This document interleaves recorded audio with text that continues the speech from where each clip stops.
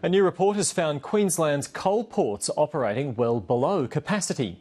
The Greens say it proves no new ports should be built, while the Resources Council says the report doesn't take the industry's planned expansion into account.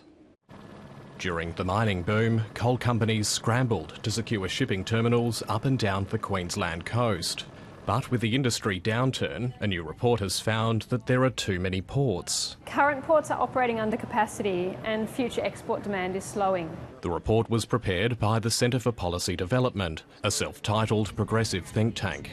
It says Queensland's coal ports are currently operating at around 65% capacity and are unlikely to be fully utilised until the end of the decade. And that means controversial port and dredging plans like at Abbott Point in North Queensland won't be viable. The most obvious thing to do is facilitate the more efficient use of the ports that we currently have, so make it much easier for companies to share ports within existing port areas. That latent capacity that's sitting there is not an economic problem for us. The Queensland Resources Council says existing ports aren't big enough to support new mega mines in the Galilee Basin. Coal producers have put their name on that latent capacity, and they'll align that capacity with their long-term investment decisions in terms of when they bring their new mines on. Now, it makes no sense for either industry to spend money on building new ports or for government to destroy the reef with new ports when we don't need them.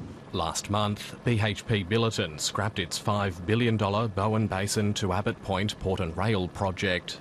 And Glencore Xstrata's trying to sell half its capacity at Gladstone's new shipping terminals.